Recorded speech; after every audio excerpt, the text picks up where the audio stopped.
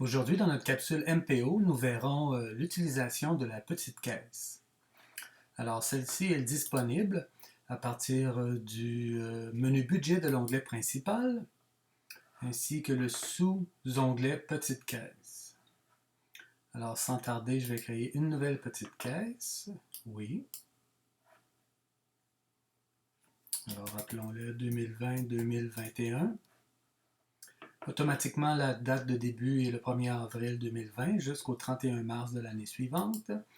Et je vais entrer le solde de ma petite caisse au 1er avril. Donc, si c'est une nouvelle petite caisse, c'est 2000. Sinon, c'est le solde de l'année précédente.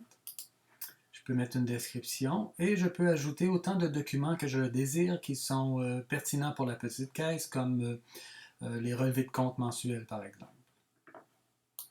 Passons aux opérations. Alors, c'est ici que je trouverai la liste des opérations de la petite caisse et je peux ajouter des opérations à partir du bouton ici à droite. Et là, je peux choisir une dépense qui provient d'un budget et automatiquement, je pourrais choisir l'un des bénéficiaires de ce budget. Donc, si je prends par exemple la d'auberge, oui, je peux ajouter. Par défaut, donc, ce sera un retrait du montant du budget. Et le bénéficiaire, c'est la d'auberge en date d'aujourd'hui. Donc, je peux changer la date de la transaction, ajouter des commentaires, et puis marquer le numéro du chèque. Ainsi que ici, ce sera le numéro de la demande à la chambre, la CDC, la Chambre des communes, lorsque je ferai la demande de remboursement.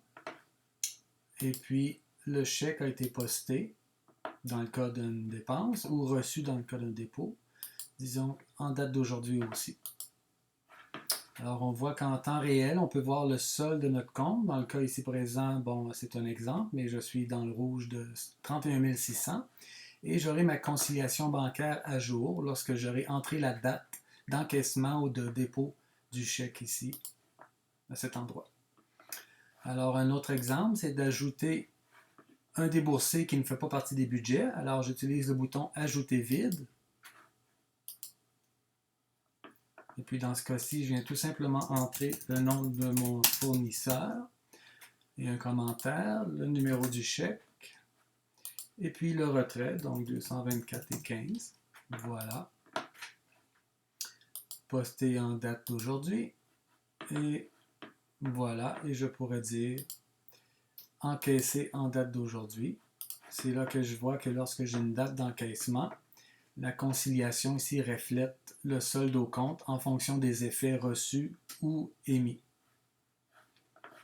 Si j'ajoute encore une fois une autre opération vide, mais celle-ci, ce sera pour faire un remboursement.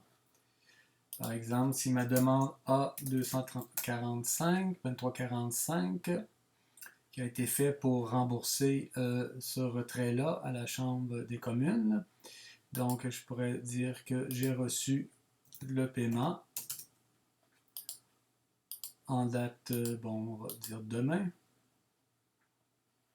Voilà. Et puis, lorsque le paiement est rentré, je peux venir cocher ici la case qui me permet de définir. Je vais mettre une date de déboursé. Non. Voilà. Donc, ça me permet de définir que la demande a été effectuée et j'ai reçu le remboursement qui se trouve être, on va le mettre une journée plus tard. Donc, CDC, remboursement. Voilà, alors je pourrais marquer le numéro de la demande. Même chose ici. Oups. Voilà.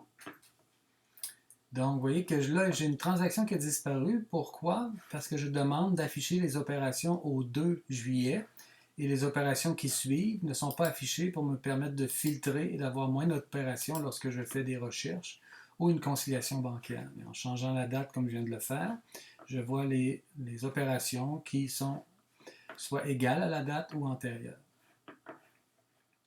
Voilà, et là, si je dis que le dépôt a été encaissé, et puis bien j'ai ma conciliation qui se replace.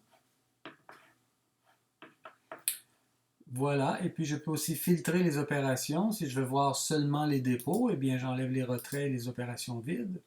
Si je veux voir juste les retraits, eh bien je clique simplement les retraits ou les lignes vides. Une ligne vide, c'est-à-dire lorsque j'ai ajouté une ligne vide et que je n'ai pas encore déterminé si c'était un dépôt, un retrait ou un dépôt. Les deux cases sont vides, alors si je ne garde que celle-ci, je pourrais les voir.